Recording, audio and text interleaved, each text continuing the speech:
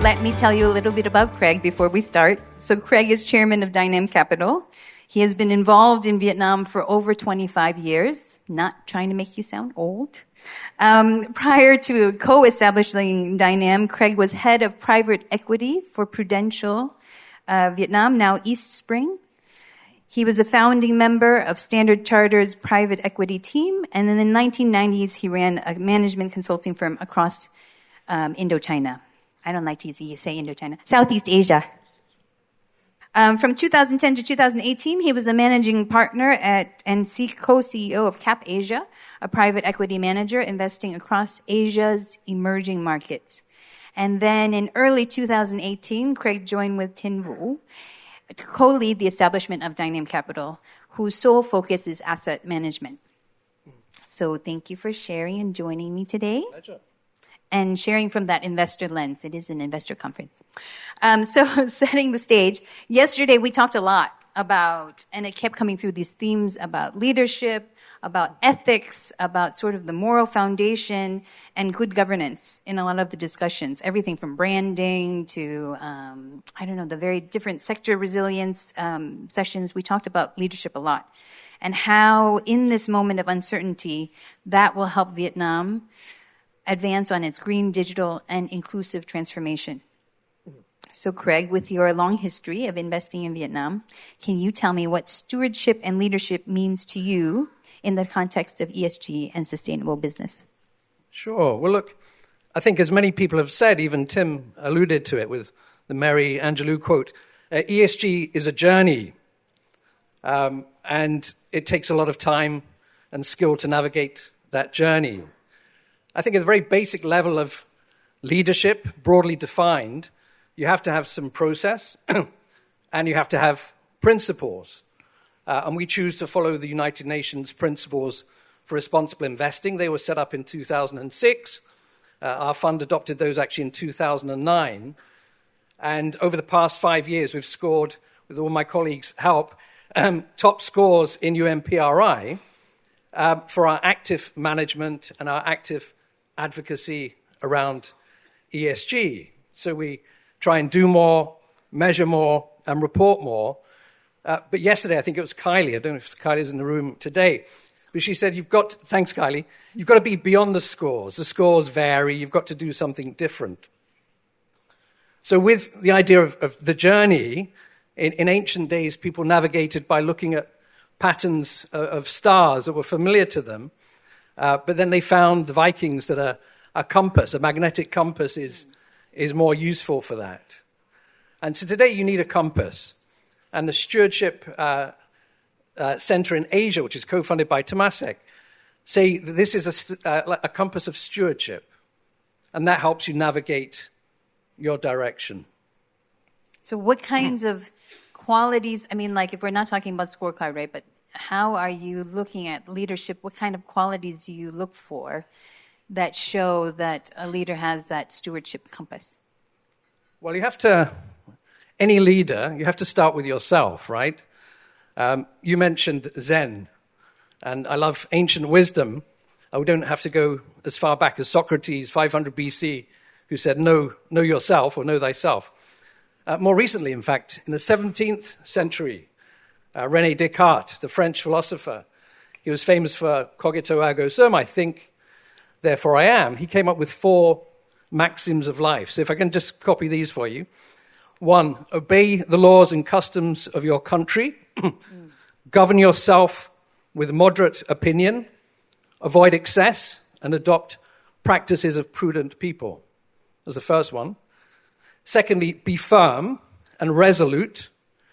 If you are lost in a forest, as I have been in Singapore, and Ben I chatted to last night also got lost, go in a straight line, and eventually you'll find your way out. Otherwise, you'll just go round and round in circles. His third maxim, try to conquer the self rather than fortune, and change yourself, don't change the world. And finally, his fourth maxim was examine in great detail the diverse occupations of people, so such as those in this room, and try to choose the best. So those, I think, are still applicable today as leadership for yourself and for your teams. So that sounds a lot like actually what Louisa Noble said in her brand value workshop we had yesterday too. It's a lot about knowing yourself, right, and aligning on those values. And then she talked about adapting and being relevant, right, and then amplifying that with your community, whoever is in that sort of constituency of your leadership, right, and then communicate, and work together. I love that. So in terms of trends in Vietnam and this sort of changing landscape we live in, good governance and others, what are some trends you are noticing among listed companies and in the region in looking at best practices in governance? How are companies communicating on this in their sustainability reports with their investors? What does that look like now? Well, I think you'll see a lot of words, and one you'll see, and we heard again yesterday, purpose. People want to talk about a purpose. And Sarah Hooper from the Australian Embassy said we have to be purpose-driven. And I think that nails it. That's what stewardship means, and that's what companies best in class are trying to adapt. Now, we get a head start here because purpose is inbuilt. It's what drives our human endeavor in life. Humans are also made or designed or become ambitious as a creature. And so that purpose can lead to passion. And some of the best companies are very passionate about what they do. But passion needs perseverance. It's a bit like the difference between your first date, perhaps when there's lots of passion, and your 27th wedding anniversary, there's still love, but you need to keep working at it. So purpose is deep within our psyche. It's within our DNA. Neuroscientists, there's a theory of the brain that says we have a worldview, we have a purpose, and then our senses kind of create an error signal, and that course corrects how we move. And that's a bit like how we invest and how the best companies operate in responsible manner. But the key to that, if purpose is important, is find what that purpose is. Distill and find the clarity of that purpose for yourself as an individual, and then that sense of purpose for your team or your organization. So it all starts with finding your why for yourself. So that's important. So Mimi and I, we do a lot of trainings with both in NGOs and businesses on that why. Like, honestly, I ask them in the beginning, especially when they're talking about environmental or social objectives, like, why should I care? How are you going to talk to me about why I should care and why are we here, right? And then people struggle with that because they have this script ready, like, we're doing this to help so many things, but what is the purpose of this thing, right? But I'm going to come back on my previous question and ask you to be very specific, because we did have a number of listed companies in the audience yesterday. We have some today. We have Ms. Thảo from Dynam here. Can you give me a specific example of a listed company and sort of their journey that you've noticed on governance, on leadership? We don't have to say who that company is, right? Last year we had P&J. We have a number of listed companies in your portfolio that's super interesting.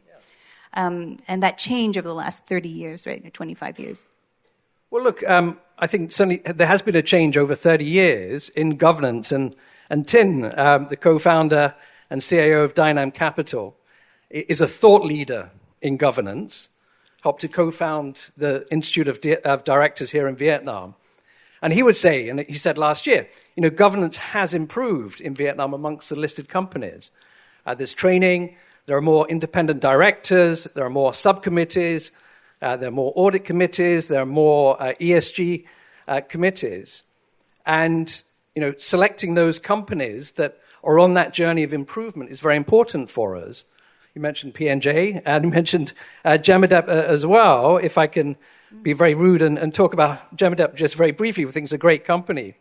But they have also adapted to what is the biggest existential risk that both Daniel and Tim alluded to, climate. So you have to track your climate footprints. For Dynam, we have been monitoring our carbon footprint of our portfolio for many years, and then more recently looking at transition risk in our portfolios, and then working with our portfolio companies like P&J, like Gemadep, and others, showing how they can measure their own impact and journeying with them. And I think Gemadep's done a great job in the time that we've been working with them in putting ESG very centrally into their business in terms of their management systems, in terms of their subcommittees, their reporting, their carbon kind of tracking. And why do that? Well, yes, it's to be a good company, and to reflect the purpose and the social contract that they have, but it's also recognizing the commerciality of that. That if you can evidence to your customers, your suppliers, Daniel mentioned, the EU, that you're taking this seriously, then they will want to work with you. If you're a listed company, then you'll get a better valuation. You'll get a better rating. You'll be able to issue a green bond. You'll get HSBC, Tim, perhaps with Tomasek and people to issue bonds for ports. And Jemadab, I think, has been very at the forefront of that. And as regulations say ports need to be green ports, a company like Jemadab is already there, right, ahead of the game. So it takes the leadership. It takes the CEO and the team of Jemadab as an example, and forgive me for mentioning your company name, to set that example. So I think that's really important. And I think we're living in this very interesting time in Vietnam, too, where you can see in listed companies this change, even in generational leadership, right? Yeah. And so how would you suggest these champions in stewardship drive change inside their organizations at this moment where things are shifting? Well, I think everyone's a leader at different stages in your careers and in your involvement with your organization. And so that ESG leadership can take various stages in your careers, in your organizations. When you're in your 20s and your 30s, hands up if you're in your 20s and your 30s. Yeah, right, Daniel. Yeah. If you're in your 20s and your 30s, you have lots of energy, right? You can implement lots of things. You can multitask. You can analyze problems. And you can innovate solutions. This is what Dr. Arthur Brooks, a great writer at Harvard University, he calls this your fluid intelligence. So when you're in your 20s and 30s, you have fluid intelligence. But unfortunately, it peaks. Sorry, Daniel, it peaks in your late 30s. Does that mean we don't have, now I don't have fluid intelligence? You don't have fluid intelligence. But what you have is called crystallized intelligence. This is the second phase in your life. It sounds like hardened, like... It's kind of hardened, but a crystal, diamond, it shines and glitters, right? Oh, I like that. So you move from innovating to more instructing, to mentoring, to teaching, to advising. And that's where perhaps Tin and myself are in our perhaps late 50s, are around that. So if I can give a very personal example, 25 years ago when I started my formal private equity career with an institution, I came across a fantastic deal. It was, a brilliant investment opportunity. I was going to make my career off this. It was a Pan-Asian business, great cash flow, no debt. It was a management buyout. It was the kind of business that a private equity guy would salivate over. However, it became apparent that a key part of their business model was serving adult content, pornography, it used to be called in the day, I don't know if it still is, to businessmen in hotels, believe it or not. Now, I make no moral judgment on that, but I was horrified to think that we might invest in a business that possibly took advantage of women. The bank CEO at the time was a woman, and I was worried also about the reputation risk. But I was worried about the impact and the darker side of the industry. So I was young in my firm, and I took a stand. I said, no, I wouldn't work on this deal. And I said that if you did the deal, I wouldn't support it, and I'd leave the firm. I mean, who was I 25 years ago to make a difference? But that was a form of ESG leadership at that stage in my fluid intelligence phase. Nowadays, it's perhaps more of a lighter touch. It's helping our investment team think through the investment and the ESG issues. It's working with great people like Kat Tung, our ESG manager, to provide input and advocacy and reporting and communication, and to a certain degree, some thought leadership around that. So everyone in your organization can be an ESG leader. If you're under 39, it's great. You've got all this innovative skill and energy in your fluid intelligence. But don't give up if you're not 39. If you're above that, then you've got this crystallized intelligence, Dr. Arthur Brooks' words, not mine, that can help you shine like a diamond. Ooh, I think he just quoted a pop song. And for the rest of the day, by the way, now I'm going to be like, you have fluid intelligence. You are crystallized like a diamond. So thank you also for helping us understand how your outlook on governance has sort of changed, right, over time, and how that has shaped into the sort of policies on due diligence with Dynam. Can I ask you for some takeaways? And we might even have time for a question. For investment managers sitting in the audience, how should they be evaluating a company's risk proposition with the lens of leadership and governance? Well, look, yesterday, come to conferences like this. Yesterday we had some great speakers. I was making lots of notes. I learned a lot. And Mevesh, I'm not sure if I mispronounced the name, from Rosewood Hotel, reminded us of many things. It was a very great and insightful talk, I thought. But some of the things she said, partly people want to work for an organization that has purpose. That's very important. She also said there's no moral dilemma on doing well by doing good. There's no moral dilemma on doing well by doing good. And Vietnam offers great long-term growth. And for an investor like Dynam and for our funds that we manage, Vietnam Holding in particular, we've seen great long-term growth. We're not just looking for a quick win, a quick high return, because that might not be sustainable. We're better to have longer-term good returns that compound year by year. So find sustainable business models, sustainable businesses, and you'll get sustainable returns. And so Vietnam Holding, over the last 5 years, has delivered about a 15.5% compound annual return. That's in US dollars to its investors. That's probably 6% per year above the index. So if you just buy every share in Vietnam, so it means there's a value to being active, there's a value to looking at businesses and their sustainability. And that 15.5% compound annual return is after currency depreciation. You know, the dong probably 2.5-3% per year on average. And it's also after the fees and expenses, so the team's costs and what have you. So you can deliver good, sustainable returns. There's no need to sacrifice financial returns for effective and responsible investing. And I think yesterday we started off with the question, is ESG dead? Yep. And the answer is no, it's alive and well, whether you call it ESG or whether you call it responsible investing or whether you call it stewardship. At the essence, it's the same thing. It's doing the right thing because it's the right thing. It's doing the right thing because you believe it's the right thing. And it's doing the right thing because you and your organization, your team, has a purpose.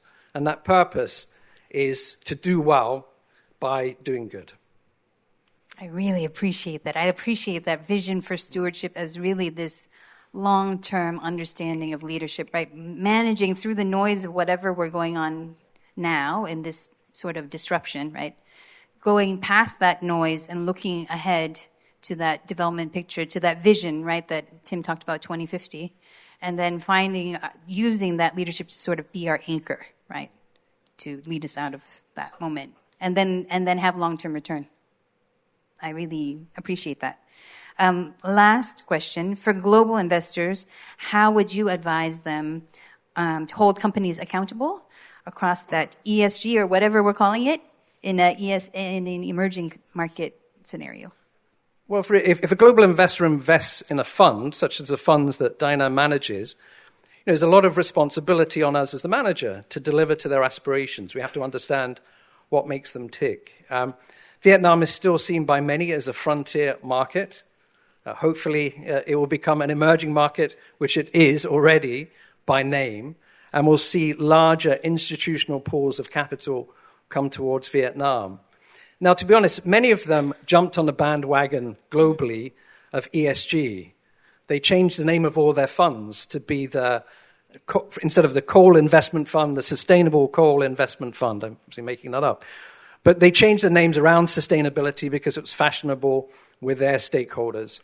And this year they've changed it again. They've removed the name sustainable from those funds. And many of them have removed the approach to sustainable investing. Others haven't, but they just don't want to get caught by misnaming their funds under EU regulations. So for global investors, Vietnam will become more relevant as it becomes an emerging market proper. I think the comments that both Daniel and Tim alluded to, showing that Vietnam is an important market. It's got an important role to play on the world stage. The government of Vietnam is very open about its ambitions for growth, about its ambitions to make Vietnam a modern industrialized country, to raise the health and wealth of the 100 million people in Vietnam over the next few years, which is what China did admirably, raising the livelihood of 250 million people. So as we go and meet with investors all over the world, we have a flag. We're waving the Vietnam flag, yes. And people are, I think, genuinely impressed and interested in Vietnam's position in terms of that export base for everything from coffee to rice to seafood to semiconductors that have been packaged to mobile phones and what have you. So I think more external investors are looking at Vietnam, but they will demand. Their questions are, well, Vietnam is a communist country, right? They're just going to steal your money. No, Vietnam views the capital markets as being the engine of growth. Vietnam wants to attract money into infrastructure. We talk about the great challenges that Tim alluded to, these hundreds of billions of dollars that need to be financed. So they get that. But then they say, well, you know, Vietnam, isn't there corruption? And I go, oh, so there's no corruption in EU, there's no corruption in UK, no corruption in the US? So they go silent at that point. They talk about political risk in Vietnam. And you say, well, okay, what about the political risk in the UK, in the US and EU? So when they come to it, they look at Vietnam as an interesting opportunity, but they will hold it to a high standard if they're an institutional investor. And so ESG remains to be important for the different components. Obviously, the E, the climate, the existential risk there that has been spoken about at length is very important. I think Vietnam gets a good ticket and a pass on the S. Vietnamese companies inherently care about their staff and their community. It's a positive nature of the Vietnamese people, right? So suppliers, staff are important around that. And then the G, that worries investors. Even though the UK is only 40 years into this idea of separating the chairman and the CEO, TIN and the Vietnam Institute of Directors have acted to make that very important here in Vietnam. So the G is the critical one, I would say, for investors. That's the one they look at the most. And so if you can evidence that your companies are doing more, if you can evidence that the regulations, the sustainability approach, and the corporate transparency regulations are there, and the work and the improvement over time on that journey, then I think those institutional investors will give a greater look to Vietnam. It's a great investment opportunity.